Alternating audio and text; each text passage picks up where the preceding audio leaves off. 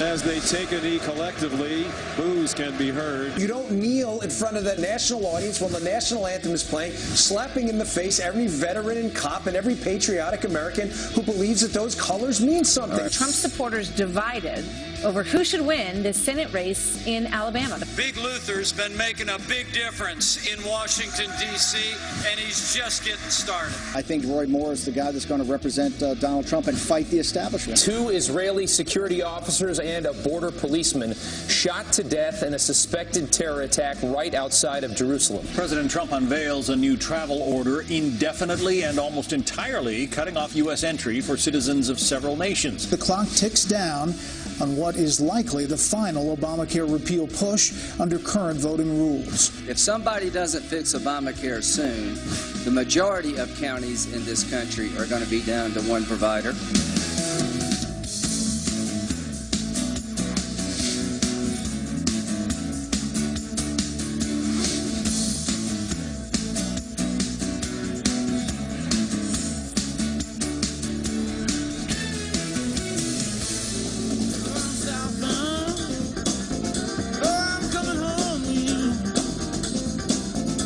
Wow. We have a lot to discuss today, much like yesterday, and we're going to do it under the auspices of that logo. Fox and Friends. That's right. Welcome to Fox and Friends. It is a Tuesday morning news show that starts talking about Monday Night Football. Why wouldn't we? Right. Well, the NFL, that controversy, we talked about it all day yesterday. Every TV station you turn to, that's the biggest We're story. talking about it Let me give away the ending. Network. The Cowboys won. Now to the real news. All right, but I feel a lot better about this morning because they're showing it. Let's just go through all the elements of what happened yesterday at the Cowboys and Arizona game, and then we want your reaction. We want you to write us and tell us how you feel about it today. So as they started the Monday Night Football game last night, the entire America's team, the Dallas Cowboys, took a knee before the national anthem. And then everybody stood for the national anthem. But here's that moment of unity. Watch this. The Cowboys players wanted to show unity, but they were very adamant about wanting to separate that message from the national anthem. Sean? All right, Lisa, and as they take a knee collectively, boos can be heard from the sellout crowd in Arizona. So the Cardinals were standing the entire time, locked and armed. I love the way they talked about this because I'm reading it first, and they said smattering of boos. That is loud. Oh, there's a lot of boos. But Jerry Jones leaves it to him because he is not allowed, for either implicit or demanded. No Cowboy has taken a knee before this since this started over a year ago. So this is about as good as you could script it, in my humble opinion. Kneel before, flag comes out, stand during. Well, so there was a lot of booing from the Dallas Cowboy and the Cardinals fans when they took the knee. But then when the flag came out, well, this is what America had to say. Well, we had it a minute ago. Anyway, there was a gigantic cheer when the national anthem was played and the flag came. And the flag is unfurled. You've got the Cowboys right there on the sideline. Arizona was standing in the end zone. They stood locked in arms. Here it is right here. Listen to this.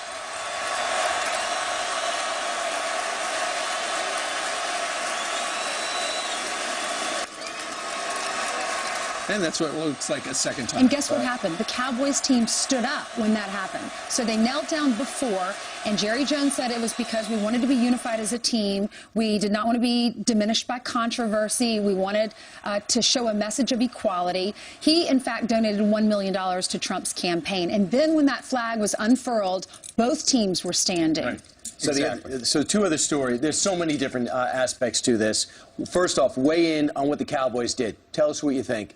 I think that if you were going to show some unity as a team, this is the hard thing. When you're a team, what they teach you from day one from training camp and from these people who've been with the Cowboys for years is I don't care if you're the quirky guy, you're the funny guy, you're the strong guy, you're the guy who barely made the team. You're one family united against your opponent.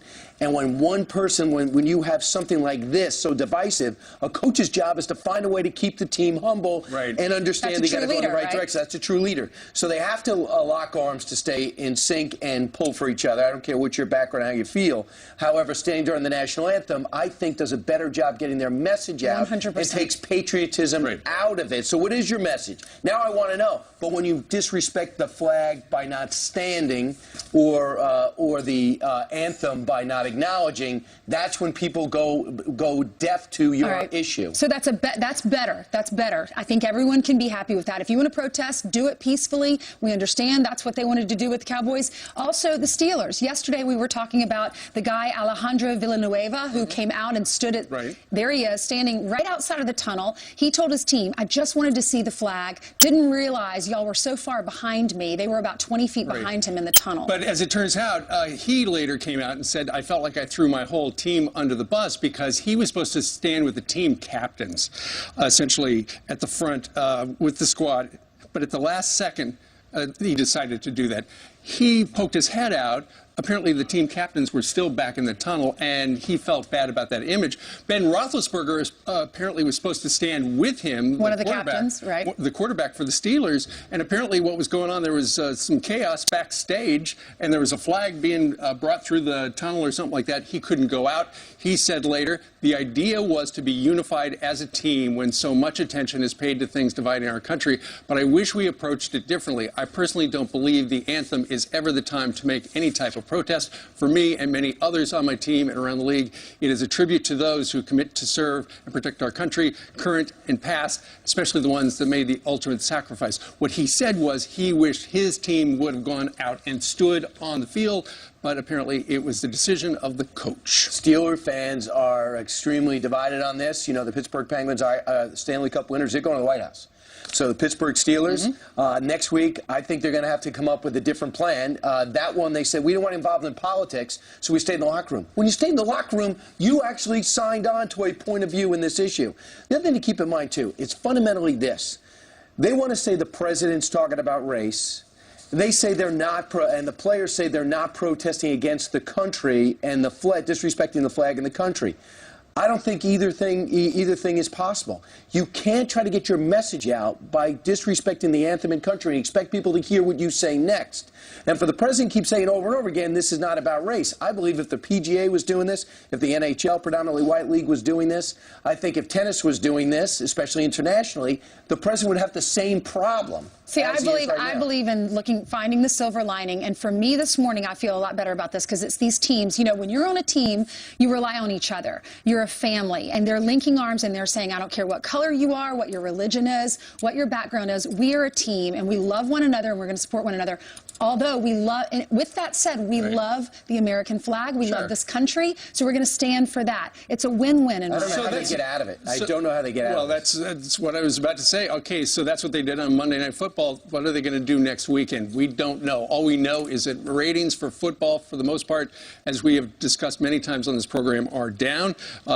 Last week in NBC Sunday Night Football down 10%, Fox down 6%. CBS afternoon games were basically even. But here's the thing. There are so many people who are fans of these teams, and they've grown up loving their team. They are so angry at their team for doing things like this, taking a knee or doing a protest, that they have started to destroy their own stuff. Off of Facebook and Twitter, here's some of them.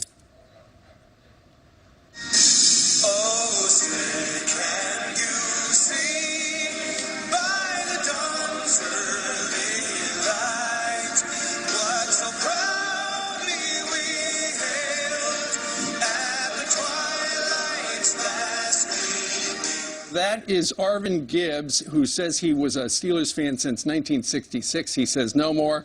There are a whole bunch of people who burn their stuff. Denise LaGrange Fox, a New Orleans Saints fan, what she did was she took a lighter fluid and a match to all her stuff, and she said, together to the Saints, together you have ruined and taken the fun out of sports. I'm calling for a burn of all Saints memorabilia. I am totally disgusted. Screw you, NFL. How about Robert Williams? He burned $1,000 worth of Steelers gear, and he said, my great uncle's bones are lying at the bottom of Pearl Harbor. And how about, I think the other thing to keep in mind, I hate to say it, but dollars and cents mean more than burned windbreakers. The first time it's happened, Von Miller, one of one of the great guys in sports, not only a great player, a great person. Dancing with the Stars might have come into your living room. He's had a sponsor pull out because of his sitting down during the national anthem. That's going to get the NFL's attention. My hope is the NFL understands, along with the Players Union, that in the next 3 days, you have to find a way forward, because this is only going to get worse. You waited over a year, and that's why we're in this mess. It's going to be interesting to see what the ratings look like this weekend, because a lot of people didn't know this was going to happen when they were watching the game. So the ratings were down a little bit for NBC and for Fox. They were actually up for CBS. It's going to be interesting to see next weekend after all of and by the way, the pre-games this past weekend were really high, because so many people, after the president's comments, wanted to see whether anybody was going to stand or sit or, you know, take a knee, whatever they did. I think the ratings for the pregame shows were up 30%. Right, and by the way, healthcare looks like it's doomed. Meanwhile, 10 minutes after the hour, hey, Susan Jillian. Collins is not for it, Jillian, so that means it's dead. Yeah, pretty much. Unless Ted Cruz could change his mind. His aides say that they're trying to change it. We're still in the loser zone, He would be the fourth. Well, but they will certainly keep you updated, but we do have some breaking news to get to, guys, right now. So let's get you caught up on what you need to know. 3 Israelis are killed in a terror attack just outside of Jerusalem. A gunman opening fire at the entrance of a settlement in the West Bank, killing an Israeli border policeman and 2 security officers. Police say the Palestinian attacker tried posing as a worker at the town's gate when the gun battle broke out, officers shooting and killing him. 1 other Israeli hospitalized with serious injuries. Also breaking overnight, a police officer is shot in the face after a routine call turned violent. Officer Kayla Mayer ambushed with 5 suspects with an assault rifle as she investigated a suspicious vehicle just outside New York City. Both suspects are in custody. Officer Mayer is expected to survive. Puerto Ricans are so desperate for help after Hurricane Maria, they're literally spelling it out for rescuers. Take a look at the video. Some people writing help on their roof to try and catch the attention of first responders flying above them. Nearly a week after the Category 4 devastated the island, the governor is pleading for Washington to send more aid, saying Puerto Rico is on the brink of a humanitarian crisis. Millions remain without power or clean water. Next hour, we'll speak to Geraldo Rivera live from San Juan with the latest on the recovery. It's a quick look at your headlines as I send it back to you. I almost said Monday, but it's not. It's Tuesday. It's your first day back in the Tuesday. studio. Don't take us back to Monday. Myself. Thanks, Jillian. Yeah. Well, his story captivated the world when he was captured and jailed in North Korea. I beg that you see how I am only human, how I have made the worst mistake of my life. God, hard to watch that, knowing his fate. Otto Warmbier returned to the United States after 18 months in prison, only to die a few days later. This morning, his parents are breaking their silence for the very first time since his death, and they're going to join us coming up live. Now that's an important story. Then, what do Americans really think about those anthem protests? A panel of former NFL players, professors, and parents here live for a 3-hour-long discussion.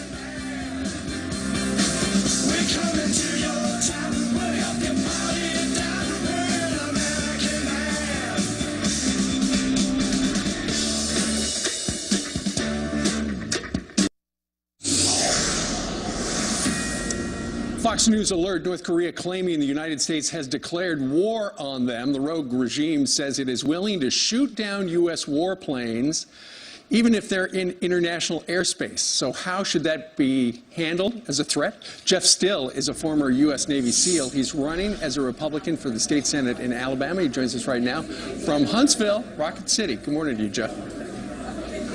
Good morning. Welcome from Rocket City. Thank you very much, sir. So as President Trump has made very clear that if need be, all options are on the table. But North Korea right now is saying, bring it on, essentially. What should we be doing? Well, I think we're actually doing the right thing. Let's go back over 20 years in '94 when Clinton made a deal giving $4 billion of energy aid to North Korea. Fast forward 20 years in 2014, and you have President Obama saying he's not afraid to use military might. And now we're dealing with the problem of an intercontinental ballistic missile. Here's the issue. In 2013, we knew they had nuclear capability and they could make a warhead. we should have done something then because we didn't have to deal with the ballistic missile. Now we do, and I completely agree with the Trump agenda, president's agenda. And of course, right now we're in the diplomatic phase where it would be great if the country of China would help us out and squeeze North Korea. That's this is the key to everything is working with China to squeeze that umbilical cord, to start cutting off the oil going into North Korea and cutting off the imports they take from North Korea. And they said they will do it. We'll see. So, Jeff, you're a successful businessman down there in Alabama. Why do you want to get into politics and run for state senate? We need a change in Montgomery. Our state is suffering from a lack of political courage. We need someone like myself. I'll take it down there to, with those values and principles that I had as a SEAL, and that's leadership and honesty. We can't afford to continue doing it the way we have been doing it. So for me, bringing down, working on our education system for for the future of our kids, working on passing economic and good legislation that supports business. These are the key things we have to do. And most of all, we need to bring, some ethics back into Montgomery. Well, we know you are very active in the community. We know Rob O'Neill, our friend, the Navy SEAL, is going to be doing a big fundraiser for you down there. And you're actually at that location because our man, Todd Pyro, is going to be taking the pulse of Alabama regarding the big special Senate race later today from that diner. Jeff Sill, we thank you very much for your service and for joining us live today. Thank you very much, Steve. All right. Meanwhile, 20 minutes after the top of the hour on this Tuesday, his story captivated the world when he was freed from North Korea, only to die 6 days later. I beg that you see how I am only human, how I have made the worst mistake of my life. Otto Warmbier's parents have not spoken on television since his death until today. They join us live next.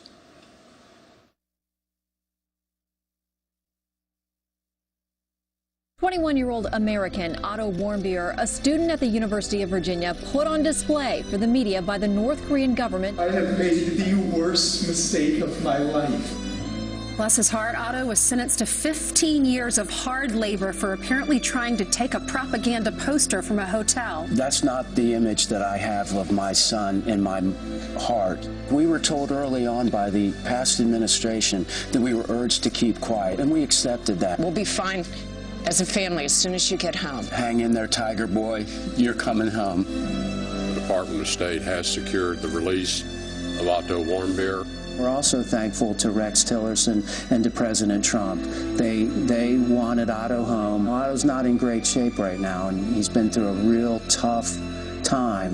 He has not engaged in any purposeful movements or behaviors. Otto had been terrorized and brutalized for 18 months. A young college student back home to his parents, unresponsive and in a coma. And I knelt down by his side and I hugged him. And I told him I missed him, and I was so glad that he made it home. I'm able to wear the jacket that he wore. I just wanted to pass on word that Otto Warmbier has just passed away. I haven't ever seen him that disturbed or emotional in a very long time. Our thoughts and our prayers remain with this wonderful family. Tough to watch. Otto Warmbier's parents are here, Fred and Cindy Warmbier. They're joining us now in their first television interview since that day, since their son came home and then passed away. Thank you for being here. Why did you decide you wanted to tell your story now? Thanks for having us, Ainsley. It's been 3 months since Otto has died and we buried him. And our family has had time to come together and process this horrible situation, do some healing. But now we see North Korea claiming to be a victim and that the world is picking on them. And we're here to tell you North Korea is not a victim. They're terrorists. They kidnapped Otto.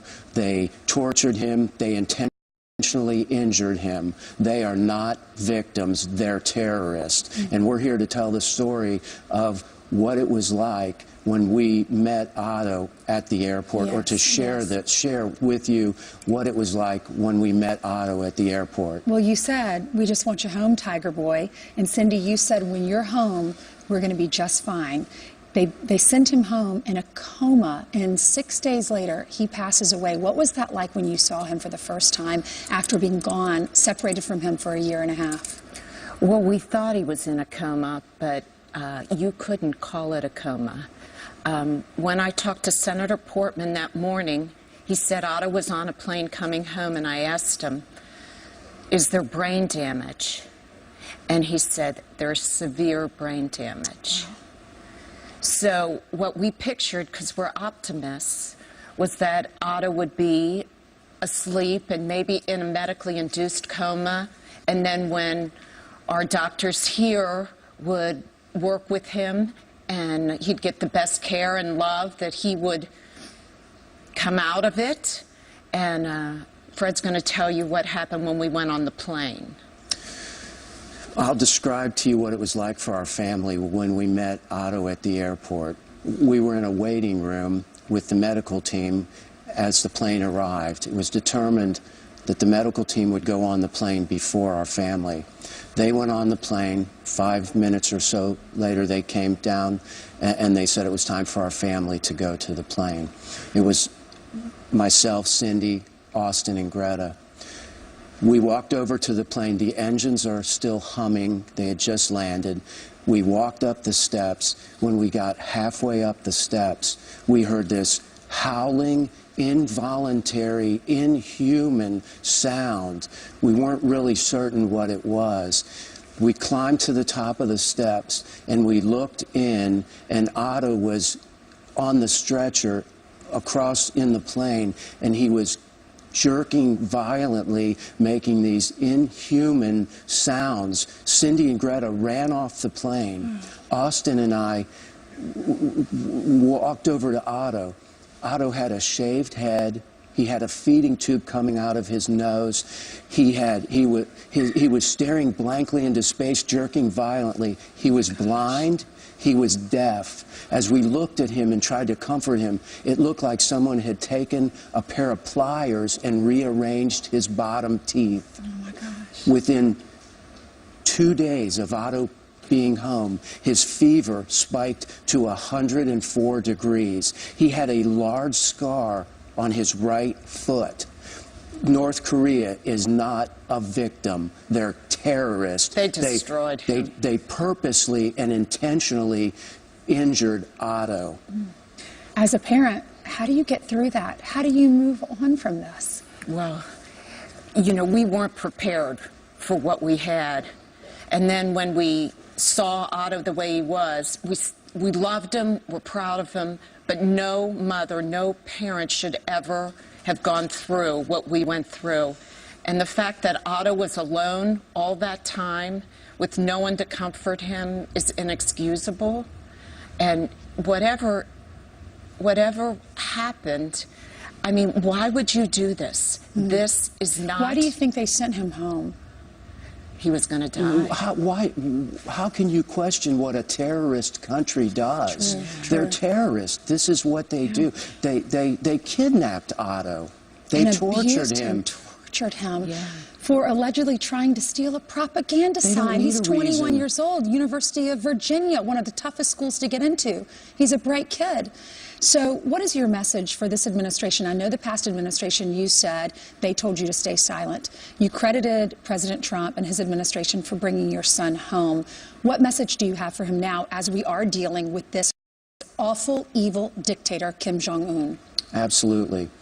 It was astounding to Cindy and I to discover that North Korea is not listed as a state sponsor of terror.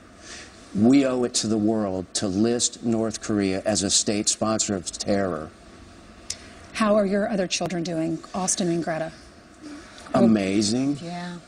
Greta and I, when Greta ran off the plane, and I was so worried because she was screaming, because our image of Otto, as you know, was of someone just wonderful, beautiful inside and out, and to see how he came home was too much for us. But I almost passed out, but I got it together, and I rode in the ambulance with him because I did not want him to be alone anymore. He'd been alone for way too long. and we stayed with him and loved him as best as we could. I'm glad you got to be with him in his final moments. Thank you both for being with us. You're welcome. Thank you for having us. God bless you. Thank you. More Fox and Friends coming up in just a moment.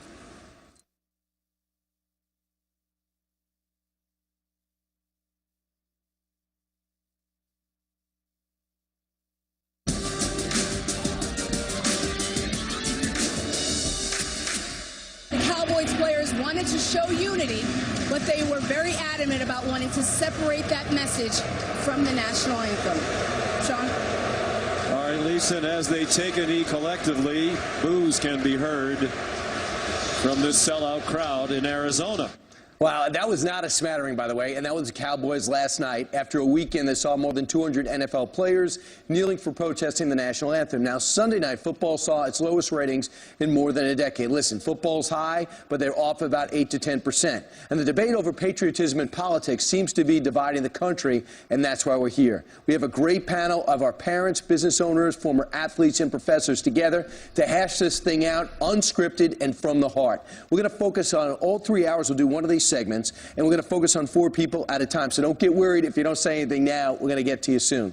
First off, I want to start with Burgess Owens, former NFL player with the Raiders and Jets. Burgess, first off, you watched that last night. You stood during the national anthem through your playing days. Do you like the way Dallas handled it? Knee before the anthem, stand arm in arm during the anthem. If they're going to make a message, that's the best way to do it at this point.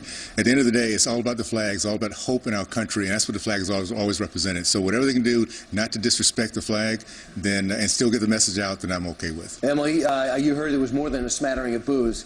The fans are divided from the players in many respects. And Emily Compagno is a former NFL cheerleader, former federal attorney, former criminal defense attorney, but most important, you're here. Emily, your thoughts on that? I agree with Burgess that I think at this point unification is the most important message. And remember that owners have the option of terminating players if their conduct is deemed detrimental. So I think as this conversation progresses and we see that there's a level of acrimony, it might get to that level. Kyle Reyes is CEO and silent partner with the Silent Partner Marketing Group. And most importantly, Kyle, you're a dad. A lot of dads are turning around not showing up. One actually concession worker left in the middle of the game after the players took a knee. Have you given second thoughts until the NFL can sort this out about going to a game? Of course. I mean, Americans don't want politics shoved down their throat in football. They want beer and wings shoved down their throat. And to see this divisive nature that's happening right now with the NFL, people are very polarized. You see it all over social media. People are sick and tired of having this shoved down their throats and feel disrespected. Sean Parnell, you are actually a former teammate, but a military teammate, a Green Beret teammate of Alejandro Villanueva, who was a Pittsburgh SEAL who came out of the tunnel and sang the national and put his hand over his heart for the national anthem. However, he now regrets doing that. Do you believe you can separate the message from the military if you sit out the national anthem? No, I mean, I don't think that you can take a knee for the national anthem and say that you support the military at the same time. I think it's wrong, and I think that the whole message of the protest and what it was initially founded upon is lost. And you know, Donald Trump does what he does best, and he spoke to the hearts of what the vast majority of Americans feel, and that people that play a game for a living in this country and make millions of dollars of doing so should, regardless of what they believe, stand up and thank God that they live in this country that allows them to do that. So the President of the United States says this is not about race, it's about respecting the anthem. The players say this is not about the anthem, it's not about the country, this is about race. Where do you stand? About a race? Yeah. I don't think it's, well, I think there are issues about race, and it's not about, I don't think necessarily kneeling or standing. There are deeper issues, systematic inequality and injustices that are happening every day, and I think that's the real issue. Chris, you're Chris, Caleb. right? No, sir. Caleb, excuse me. So Caleb is a retired U.S. Army lieutenant, former NFL linebacker for the Detroit Lions. So you see a racial inequity in this country, and you like what the players are doing? I don't necessarily say I like what the players are doing, but I like that they're exercising their constitutional right in taking a knee. So it's not that I actually agree with one side or the other, because I don't think it's at the end of the day about taking a knee or about standing. It's about understanding what America represents. And my teammate, Ali Villanueva, stood with his hand over his heart. And he honored what America meant to him. And equally so, the people who are actually protesting, they're just protesting, hoping that those same ideals are equal for everyone. Deneen, if you were able to get the message out differently, is sports the right forum? If you don't make it the anthem, if you make it something else, but do talk about some racial inequity in this country, is that a better way to do it? I disagree with the fact that they're doing it on the football field, Brian, because there is a time and a place for these players to protest. Of course, they have that right to do so, but what they are doing is alienating thousands, if not millions, of their consumers, the fans who want to just have fun, just as the gentleman just mentioned, have a good time with their family and their friends, but instead we're being lectured by individuals with their message that they should be doing on their time and their dime, not the Americans. Wendy Osefo is a PhD professor and political commentator. Wendy, how have you seen this whole thing evolve from Colin Kaepernick taking a seat to maybe 12 players following him to now 200? Are you happy the way this is trending? I am happy the way it's trending, because what we have to know is that politics and sports has been intrinsically woven over time. Whether we look at Juan Carlos and Tommy Smith in the 1968 Olympics putting their fist up, Muhammad Ali saying he won't go into a draft, or even the way Jackie Robinson integrated the MLB. This is not something new. This is just transformed into Colin Kaepernick here. They're not protesting the flag. What they're protesting is social injustice, and that's what's important. See, Wendy, that would be very interesting, and that could be 100% true. But you cannot separate people's image of taking a knee in front of the flag with, I'm not protesting the flag. Don't you see that image? No, I don't, because we can walk and chew gum at the same time. It's not a binary decision. You can protest the flag, and in the other respect, you can say, actually, no, we're not protesting the flag. We're protesting social injustice. So it's not one or the other. That's fundamental. You just went over the debate. So a show of hands right now. How many people think you can separate the method of protest with what they're protesting? How many people, by show of hands, yes, I can separate the kneeling from the lack of patriotism? So 3 of you.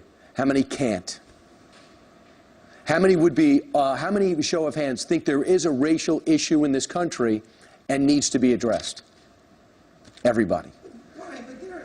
Racism. Listen, we're not a perfect country. You have clowns out there that are racist, but it is not blanket across the country. What, 70% of these players are black players? They're making millions of dollars. Are you going to tell me that there's institutional racism in the NFL? These guys would not have this opportunity if that was the case. And you see, that's problematic for us to say that, right? And the reason I say that is because recently we just saw a player who went to the Mayweather fight and he was thrown on the floor because he was just seen as a black man. They didn't know he was an NFL player. We cannot say just because people are okay in society, like myself, I'm a professor, right. I do not face racial inequities, because I do. I don't know details of the Michael Bennett story. He's a Seattle defensive lineman. Real quick, David. Well, this is where the facts actually matter. The fact is that in this room, the police asked everybody to stay where they were so they could sort out what had happened. He ran. When the police give you that lawful order and you disobey it, that's what happened. So let's stay on the facts on this. By the way, if these players really want to protest, as Colin Kaepernick started, the police and the injustice and the shooting of blacks by police officers, then turn around from the flag and protect the police who stand on the sidelines behind you and protest them. They don't have that. This has gone beyond just what it was originally supposed to be. If they really want to have the guts, turn around and protest these police who protect the parking lots, the stadium, their lives on a daily basis. All right, we're going to have to stop right there, but we have 2 more hours to go after this. There's no wrong answer. We just want your answers. Thanks so much, and stay tuned. Don't take a shower. We need you in the same outfits in just a little while. All right, straight ahead. President Trump is issuing an updated travel ban. What does that mean, and could it put an end to the controversy? Judge Napolitano says, not so fast. He's live next. Then, all eyes in Alabama today for the big Senate runoff. What do the voters think? Todd's having breakfast with friends in Huntsville, Alabama, and he'll tell us whether it's going to be Luther Strange or Judge Moore. You don't have to worry about it, baby. You can wake me up in the dead of the night. Wreck my plans, baby, that's alright. This is a drop everything kind of thing. Swing on by, I'll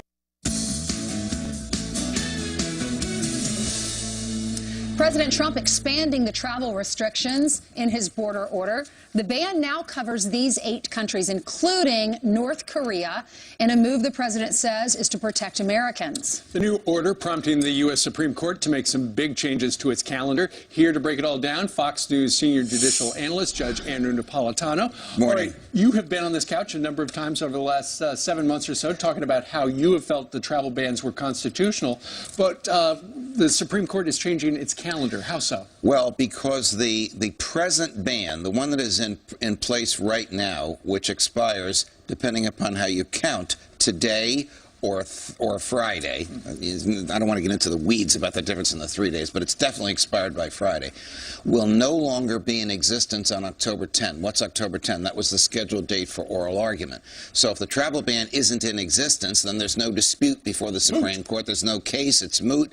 So now they're not going to hear it. So the president writes a new travel ban, which in my opinion accommodates all the problems with the first 2. This is the third one.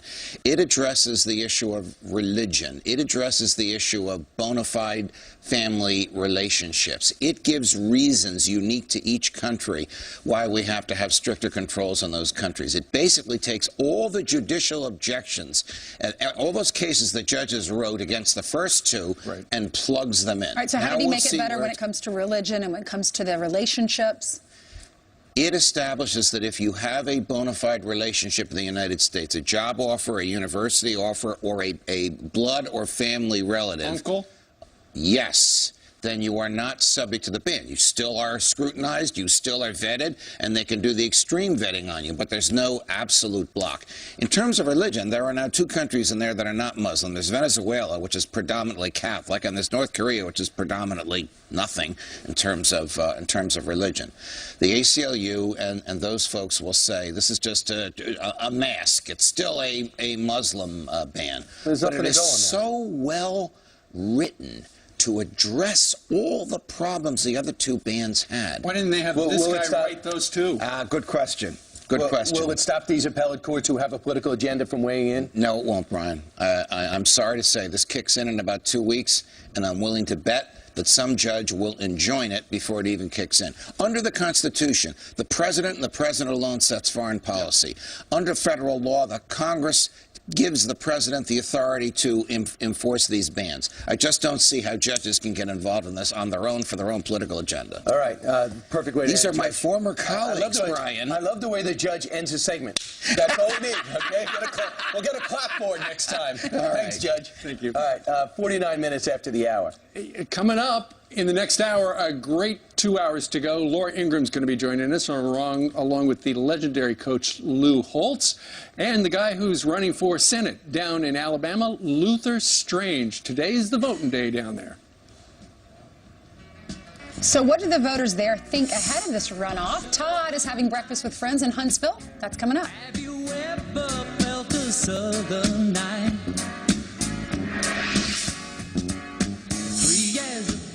All eyes are on Alabama today as voters are getting ready to head to the polls for the runoff election to fill Jeff Sessions' vacant Senate seat. And so many people are on the ballot besides these 2, Senator Luther Strange and Judge Roy Moore. Is this really Trump against Bannon?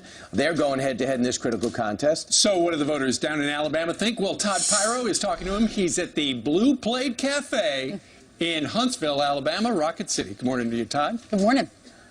Good morning, guys. And Brian really hit the nail on the head. Is this a Bannon versus Trump? Is this a Sarah Palin versus Trump? Is this Trump and McConnell versus the non-establishment? So many questions. So we are here asking the voters what they think. And I'm going to start out at what we call the Strange table, not because of these people, but because they're voting for Luther Strange. Your name, ma'am?